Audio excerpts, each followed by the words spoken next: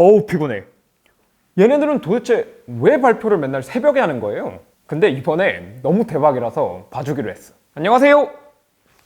컬러 스케일의 블루입니다. 오늘 새벽에 애플 이벤트가 있었죠. 고대하던 미니 LED 아이패드 프로부터 깜짝 등장한 M1 아이맥 24인치 모델, 유니콘인 줄 알았던 에어태그, 그리고 약간 뜬금없이 등장한 보라색 아이폰 12까지 다양한 소식들이 있었는데요. 근데 저 지금 아이패드 프로 때문에 현기증 나요. 돌렸던 행복 회로들이 거의 다 맞았어요. 보통은 행복 회로가 이렇게 펑 하고 터져버리는데 지금 그래서 제 눈에 아이패드 프로밖에 안 보입니다. 이렇게 가리고 막 달리는 경주마처럼. 그래서 오늘 영상에서는 아이패드 프로에 포커스를 맞춰서 대신에 완벽하게 한번 파헤쳐 보도록 하겠습니다. 그리고 애플 TV도 새 하드웨어가 나왔던데 아이폰으로 TV 캘리브레이션을 하더라고요. 이거는 너무 재밌어서 따로 영상을 하나 뽑는 걸로 하겠습니다. 자, 그러면 역대급 아이패드 어떤 내용이 있었는지 지금부터 살펴봅시다. 자, 일단 가장 큰 변화, 디스플레이입니다. 드디어 아이패드 프로 12.9인치 모델의 미니 LED 디스플레이가 들어왔습니다. 와! 애플은 여기 보이시는 요 700만원짜리 모니터 프로 디스플레이 XDR을 아이패드 화면에 그대로 집어넣었으니까 이거는 리퀴드 레티나 XDR이다 이런 식으로 이름을 붙였던데, 근데 미니 LED가 뭐야? 하시는 분들을 위한 간단 설명 코너. LCD의 단점, 백라이트가 있어서 블랙이 뜬다, 요런 얘기 많이 들어보셨죠? LCD는 블랙을 표현할 때 백라이트에서 나오는 빛을 가려가지고 블랙을 표현하거든요. 쉽게 설명하면 햇볕이 들어오는 창문이 있고요. 그 앞에 암막 커튼을 친다고 생각하시면 돼요. 그러면 햇빛이 백라이트가 되는 거고 요 암막 커튼, 요게 액정이 되는 거지. 근데 우리가 보통 이렇게 암막 커튼을 다 닫더라도 암막 커튼 옆쪽 그리고 아래 위 이런 식으로 해서 빛이 조금씩 새어 들어오잖아요. LCD도 마찬가지로 이게 문제예요. 내가 원하는 거는 완전 깜깜한 암실인데 실제로는 안 되는 거야. 이런 식으로 블랙이 뜨게 되면 어두울 때 거슬리는 것도 거슬리는 거고 명암비가 낮아지게 됩니다. 근데 요 명암비가 화질에서 짱 중요하거든요. 그냥 복잡하게 설명할 거 없이 명암비가 높은 화면을 보면 야, 이거 화면 쨍하네, 화면 좋네, 이렇게 됩니다. 진짜로. 그리고 여기다 플러스 해서 요즘 뜨고 있는 HDR을 제대로 보여주려면 높은 명암비가 필수입니다. 근데 미니 LED는 여전히 LCD인데 요런 문제를 해결했어요. 어떻게 해결했느냐? 작은 LED를 촘촘하게, 어마어마하게 촘촘하게 쫙 박아가지고 백라이트의 구역을 여러 개로 쪼갠 거예요. 그런 다음에 구역별로 밝기를 다르게 합니다. 어두운 색을 표시하는 부분의 LED는 어둡게 만들고요. 밝은 부분을 표시하는 LED는 밝게 만듭니다. 그리고 블랙을 표현하고 싶을 때는 LED를 아예 꺼버릴 수도 있고. 이러면 LCD인데도 마치 OLED 화면을 보는 것처럼 완전한 블랙, 굉장히 높은 명암비의 화면을 볼 수 있는 겁니다. 신기하죠? 그래서 이번 아이패드 프로 스펙을 보면 명암비가 100만 대 1이라고 합니다. 참고로 이전 세대 아이패드는 한 1700대 1? 차이가 어마어마하죠. 이번 12.9인치 아이패드에는 무려 1384개의 LED가 들어가 있습니다. 참고로 바로 지난 세대 아이패드 프로 같은 경우에는 LED가 72개. 차이가 엄청나죠. 그리고 이 비싼 모니터에도 LED가 576개밖에 안 들어가 있어. 근데 갑자기 왜 눈물이 나지? 요번 아이패드 프로 1384개의 LED를 4개씩 짝지어가지고 백라이트를 총 2596개의 구역으로 나누어 놨습니다. 요 2596개의 구역 각각의 밝기를 따로따로 조절할 수 있는 거예요. 요거를 로컬 디밍 존이라고 하는데 요 구역은 많으면 많을수록 좋습니다. 만약에 요거 숫자가 적으면 밝은 물체 주변에 막 얼룩이 보인다거나 아니면 요런 현상을 최소화하려고 명암비가 충분히 안 올라온다거나 이런 문제들이 생겨요. 요 2596이라는 숫자가 얼마나 대단한 거냐면 올해 나오는 LG의 플래그십 QNED TV 있죠. 그것도 미니 LED TV인데 그게 가장 상위 모델 80인치를 넘어가야 2500개의 로컬 디밍 존이 나옵니다. 삼성 네오 QLED 같은 경우에는 최상위 모델로 가도 2500개가 안 된다는 얘기도 있어요. 그리고 아까 말씀드린 것처럼 이 친구도 로컬 디밍 존이 576개밖에 안 됩니다. 근데 지금 요만한 기기에 로컬 디밍 존이 2596개라는 거는 정말 대단한 거예요. 지금 보시면 구역 하나가 대충 요 정도 크기, 여기 격자 한 칸 보이시죠? 요만한 구역 하나하나마다 백라이트의 밝기를 개별적으로 조절할 수 있는 겁니다. 지금 요 아이패드 프로의 디밍존 크기에 비하면 프로 디스플레이 XDR 디밍존 크기는 산만하죠. 물론 그래도 이런 컨트롤이 OLED만큼 완벽하지는 않습니다. 대신에 미니 LED의 장점이 있어요. 일단 첫 번째는 OLED에 있는 버닝이 당연히 없고요. 그리고 밝기를 되게 밝게 할 수 있어요. 이게 뭐 같은 말일 수도 있는데 OLED 같은 경우에는 밝기를 어느 정도 이상으로 올리게 되면 수명이 확 줄어들거든요. 그러니까 버닝이 빨리 온다는 거죠. 요번에 새로 나오는 아이패드 프로 12.9인치 HDR 컨텐츠에서 전체 화면 1000니트, 피크로는 1600니트까지 밝기가 올라갑니다. 요 스펙 수치는 프로 디스플레이 XDR에서 얘기했던 스펙 수치랑 같은 정도의 밝기예요. OLED를 사용한 갤럭시 탭 S7 제가 지난번에 측정해 봤을 때 피크 밝기가 600니트 조금 넘었었는데 차이가 꽤 나는 거죠. 그래서 이제는 아이패드 프로 12.9인치 모델에서 HDR 컨텐츠를 거의 완벽하게 감상할 수가 있습니다. 이거는 정말 대박이에요. 대신에 우리 아이패드 프로 미니 LED 적용하면서 포기한 것들도 있습니다. 일단 가장 먼저 두께가 두꺼워졌어요. 지난 영상에서도 간단하게 설명을 해드렸는데요. 지금 보시면 이 LED들이 화면 뒤쪽에 깔려 있잖아요. 원래는 이 LED들이 화면 뒤에 있는 게 아니라 이렇게 사이드 쪽에 들어가 있었거든요. 그러니까 그만큼 두께가 두꺼워질 수밖에 없습니다. 지난 세대 아이패드 프로 두께가 5.9mm였는데요.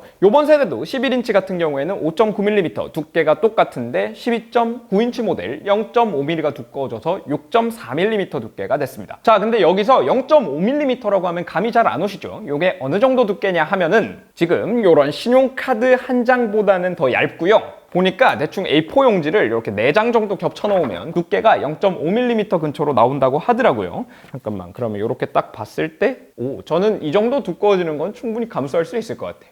대신에 압도적인 화질을 얻을 수 있으니까요. 무게도 무거워졌습니다. 이 무게 증가분은 아마 배터리 용량이 늘어난 것 때문일 것 같은데 배터리 용량이 늘어난 이유 역시 1600니트까지 때려주는 이 디스플레이 때문이겠죠. 미니 LED가 안 들어간 아이패드 11인치 지난 세대랑 배터리 용량이 똑같아요. 그리고 뭐 어디서 무게를 절감했는지 무게도 살짝 줄어들었더라고요. 근데 아이패드 프로 12.9인치 모델 같은 경우에는 배터리 용량이 10% 이상 늘고 무게도 꽤 늘었습니다. 그런데 배터리 사용시간 써 있는 거는 똑같아요. 그러니까 충분히 디스플레이 때문에 무게가 무거워졌다고 설명할 수도 있는 거겠죠. 근데 저는 이 무게 무거워진 것도 물론 이거 들어봐야 알겠지만 충분히 감수할 수 있을 것 같아요. 지금까지 열심히 설명드렸던 아이패드 12.9인치 모델 화면이 격변한 거랑 달리 아이패드 11인치 모델 같은 경우에는 화면에 큰 변화가 없습니다.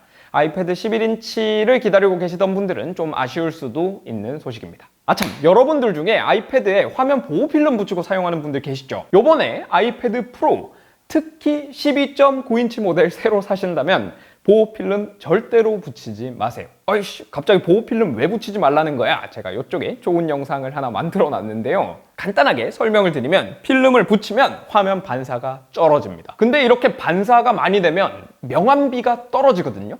지금 이 아이패드 12.9인치 모델 명암비를 높이기 위해서 무게도 무거워지고 두께도 두꺼워지고 가격도 비싸지고 했는데 필름 하나 붙이면 다 날아가는 거예요. 그러니까 절대 붙이지 말고 쓰기를 권장드립니다. 자, 여기까지 디스플레이 얘기 해봤고요. 하지만 아직 중요한 게 남았죠? 성능입니다. 이번에 아이패드 프로에 M1 칩이 들어갔습니다. 와! M1 칩 좋은 거 굳이 제가 설명 안 드려도 다 알고 계시죠? 간단하게 한 줄로 설명을 하면 이 정도로 전기를 먹는 칩 중에서는 PC, 스마트폰, 스마트패드 시장 다 통틀어서 얘가 짱이야. 얼마 전에 취임했던 인텔 새 CEO 목표가 PC 시장에 애플보다 좋은 칩을 내놓겠다 이런 거였으니까 말 다 했죠. 자, 이번에 들어간 M1 칩 A12Z 칩이랑 비교하면 CPU 성능은 50%, GPU 성능은 40% 높다고 합니다. 사실 A12Z 칩이 A12X랑 성능이 거의 비슷하니까 두 세대 만에 50% 별로 안 크네? 이렇게 생각하시는 분들 계시겠죠? 근데 두 세대 만에 성능 50% 향상이면 세대 평균으로 계산을 해보면 한 세대에 22.5% 정도 성능 향상이 있었단 얘기거든요. 근데 우리의 인텔 한 세대에 10% 올라가면 오 많이 올랐다고 박수 받고 뭐 5% 오를 때도 있었고 3% 오를 때도 있었고 오 선녀같죠. 그러면서도 전력 소모는 거의 안 늘고 유지를 한 것 같고 그리고 반가운 소식이 또 있어요. 지난 세대 아이패드 프로 기본 램이 6GB였는데요. 이번에 기본 램이 8GB로 늘었습니다. 그리고 보통은 이거 발표하고 나면 램 용량을 애플이 홈페이지에 공지를 안 하기 때문에 제품을 이제 벤치마크 돌려보고 램이 몇 기가다 뭐 이런 식으로 알았었는데 요번에는 애플이 웬일로 홈페이지에 램 용량을 떡하고 공시를 해놨어. 그리고 여길 보시면 저장 장치 용량이 1TB, 2TB 모델은 램이 16GB입니다. 그리고 또 놓치기 쉬운 부분이 하나 있어요. 스토리지, 요건 SSD라고 생각하시면 돼요. 요 스토리지 접근 속도가 2배 빨라졌다고 얘기를 했어요. 사실 요 부분만 봐서는 이렇게 쫙 읽어드리는 속도 전체가 2배로 늘었다는 건지 아니면 레이턴시가 2배로 줄어들었다는 건지 확실하지는 않은데 전반적인 성능 개선이 있었다라고 하면 HDR 영상을 넣고 재생을 하고 편집을 하고 요렇게 할 때 스토리지 속도도 굉장히 중요하거든요. 그리고 제가 행복회로 엄청나게 돌렸던 썬더볼트도 들어갔습니다. 이제 연결할 수 있는 대역폭 초당 40GB까지 늘어났고요. 요 독 연결해가지고 유선 랜도 쓰고 USB-A 포트도 여러 개 쓰고 USB-C 포트도 여러 개로 쓰고 충전도 하면서 DP 신호도 뽑아서 외부 모니터도 연결하고 와우! 그리고 요 썬더볼트에 따라 나가는 DP 신호에 6K 모니터를 직결을 하게 되면 6K 해상도를 완전하게 사용할 수 있습니다. 지금은 이런 식으로 프로 디스플레이 XDR 6K 모니터 연결을 하게 되면 6K 해상도를 다 못 쓰거든요. 아마 4K로 나가는 걸로 알고 있는데 분명히 개선이 됐고요. 그 외에도 카메라 향상됐습니다. 전면 카메라에 재밌는 기능이 들어갔던데 전면 카메라가 기존 7메가픽셀에서 12메가픽셀로 바뀌면서 초광각 렌즈가 들어갔어요. 시야각이 122도나 되는데 막상 이렇게 카메라를 켜보면 보이는 거는 예전이랑 비슷하단 말이에요. 왜 그러냐면 전체적으로 이만큼을 찍고 실제로는 요만큼 영역만 보여주는 거예요. 요 기능이 왜 필요하냐? 제가 아이패드로 이런 식으로 페이스타임을 고정시켜 놓고 하다가 옆으로 쏙 하고 움직이면 마치 얘가 이렇게 카메라를 돌려가지고 따라오는 것처럼 저를 추적해서 따라오는 그런 효과를 내줍니다. 아이패드 같은 경우에는 고정시켜 놓고 페이스타임을 할 수 있으니까 이런 기능이 있으면 재밌게 쓸 수 있을 것 같기는 하네요. 마이크, 스피커 이런 것도 좋다고 하는데 사실 지난 세대랑 별 차이 없어 보이고요. 셀룰러 모델은 이번에 5G까지 지원을 합니다. 루머했던 애플 펜슬 3세대는 없었어요. 아마 이번에도 또 누가